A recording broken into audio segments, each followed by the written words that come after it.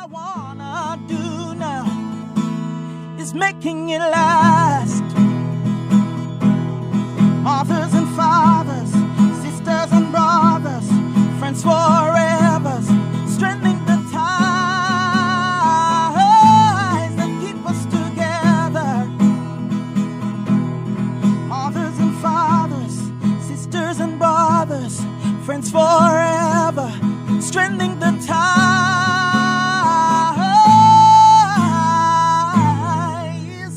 that keep us together. Welcome to Making It Last.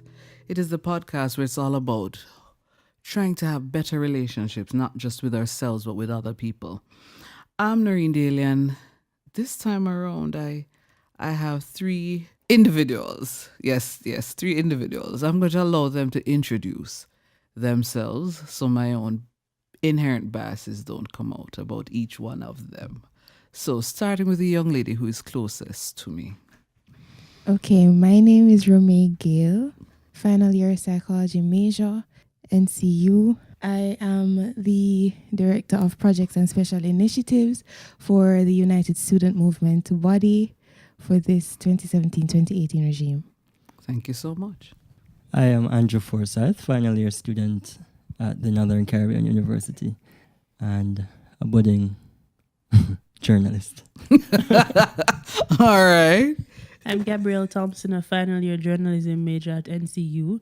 I'm a producer and reporter in the News, Sports and Current Affairs department at the NCU Media Group. Now, our topic for discussion this time around is why should one's expectations be made clear from the outset, and how then does that then impact on our relationships? Okay, so I think we can start by, attacking the first part of the question first. Okay. And that's how or why one's expectations should be made clear from the outset. Let me just say, first of all, I love relationships. I love love. So thank you, Miss Daly, for having me here. I believe that expectations presents our standards.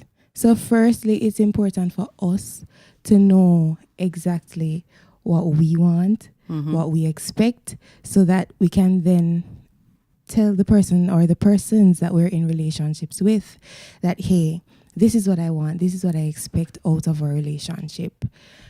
Why is it important? It's the roadmap, I believe, to fulfilling the other person's wants and needs. Because when we talk about relationships, we're not being concerned just about us, just about ourselves. Our focus is on the other person and how we can develop and have our relationship bloom, right? So if we are in a relationship and I don't say to you what I want, what I need, what is important to me, what I expect, then it can so happen that we may end up getting hurt. We may end up wasting time, wasting resources, because I may like flowers, but you keep bringing me extravagant gifts, like clothes, and you buy me a TV and all of that.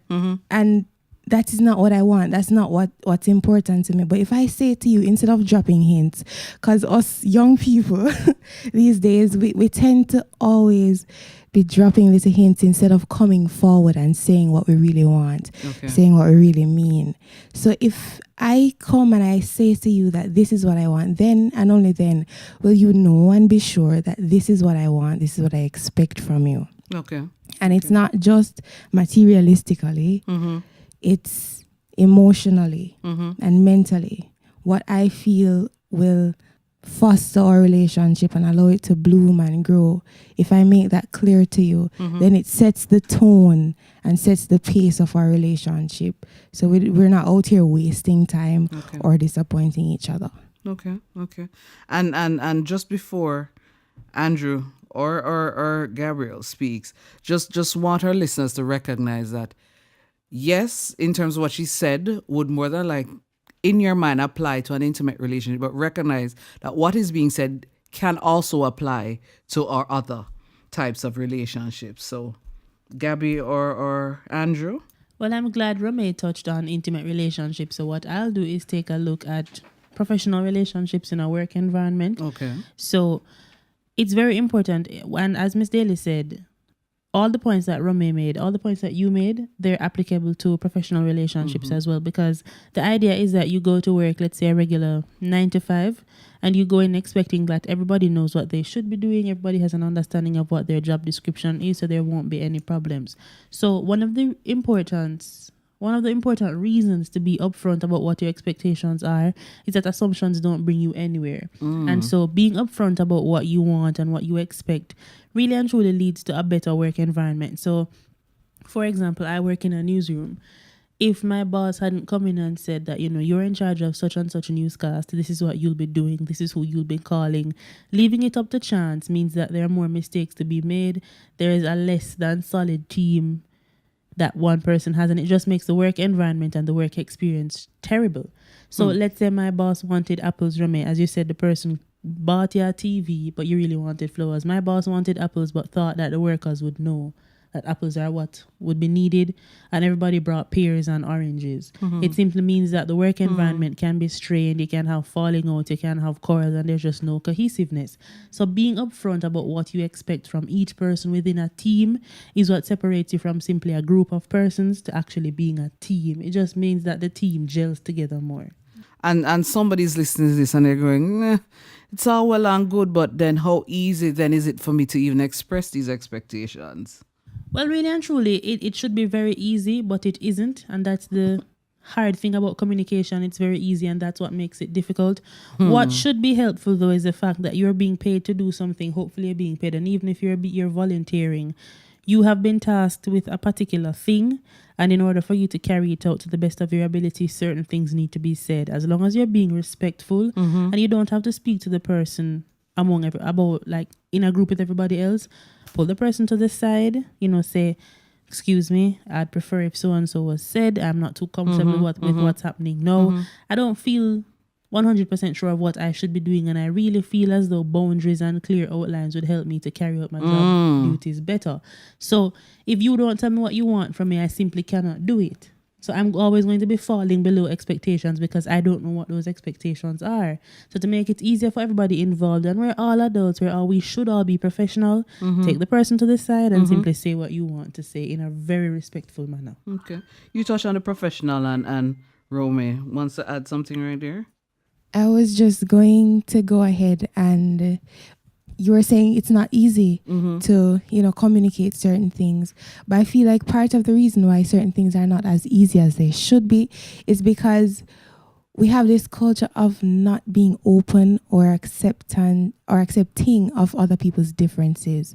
So when we look at Andrew and we say that, okay, Andrew is different from I am, and Andrew is prepared to give something that I'm not prepared to give, or what Andrew came in expecting to give is not what I want. When we look at things from that perspective, we can say, okay, I have a different personality. I have a different thing to offer than he does. So let me hear him out, because he has to hear me out so that we can, work together and be more cohesive. Yeah. Well, at NCU, the Department of Communication Studies, one of the main things that the department does is teach us about communication and communicating. So there's such a thing as communication noise. And this is just simply anything that bars proper communicating between two or more individuals. Now, I know a lot of people might believe that people can read minds, but humans can't read minds. I don't think that the technology has been developed as yet for me to be able to read your mind or Gabrielle's mind or Romee's mind. Now, I mean, relationships can span down to just you and your brethren. Now, I have a brethren who might not. Well, from high school, from primary school, parents and teachers have been saying, surround yourselves with people, like-minded people, and who share your vision and share your goals. Now, if you don't express your vision and your expectations, how is that person going to know that, hey, I think this person and I can be friends. They have the same vision like me.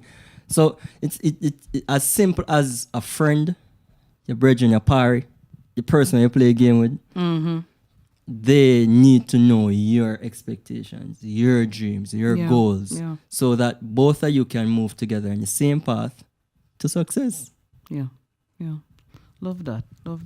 I am glad Andrew touched on the informal relationships, because in our informal relationships, we tend to take it for granted Yeah. that, certain things should go without saying. Oh, he's my brethren, I'm know him a long time. So him supposed to know, say that's what I want, or, that kind of thing. Or just by the way I behave, him supposed to know. But the truth is, not everything will, show in just the way we behave or just the way we express Yes. non-verbally. And also, we want to take into consideration the fact that what you express is what you might be trying to get something through to me, but I may perceive it differently. So we need to pay attention to those little things when we're relying on non-verbals. Yeah. And I'm not a very older person, but I've grown. I've grown to learn that you see, assumptions and assuming things, it's a terrible thing.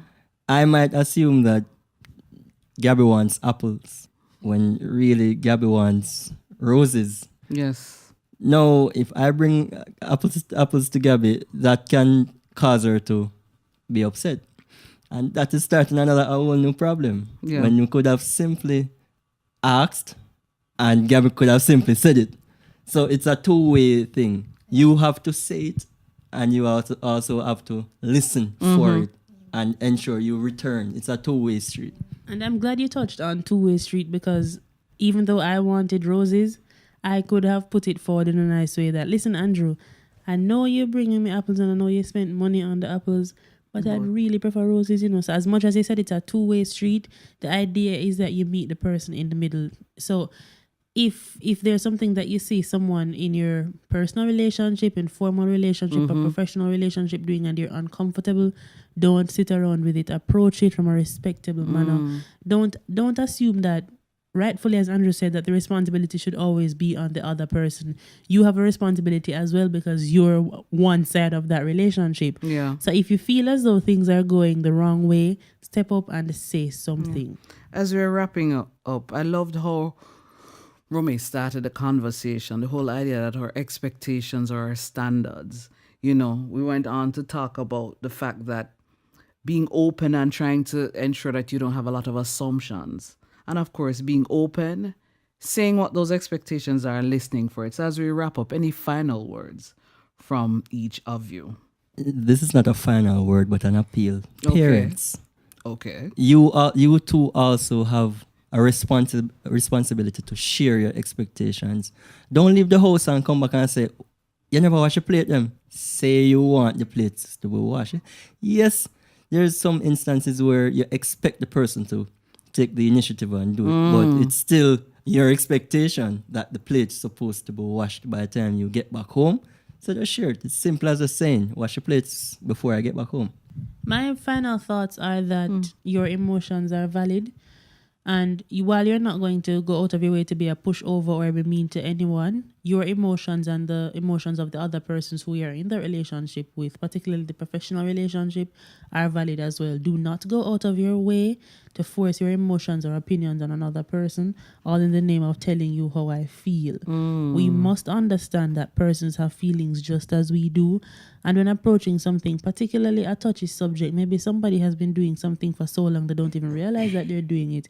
You want to take them out of that work environment, maybe outside of the ears of everybody else, and simply talk to the person.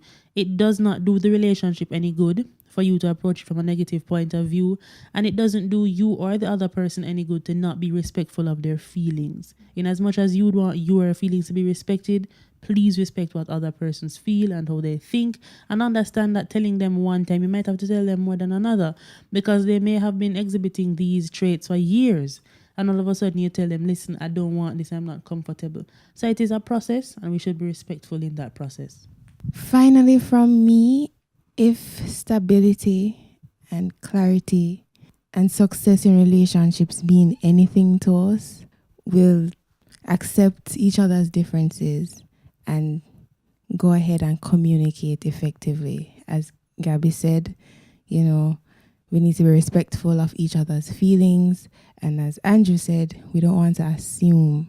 Yes. So we want to make our expectations clear from the outset so that our standards will be clear, that boundaries will be set, and the relationship can progress on a good tone and a good note. And the zone of the relationship will be protected because there will be clarity and stability that's brought across.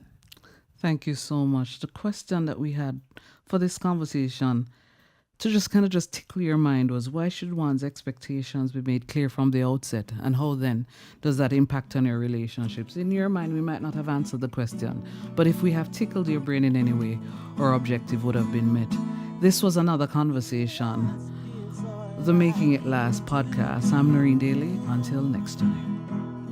You loving me, I loving you. Mothers and fathers, husbands and wives, sisters and brothers, friends for life won't live.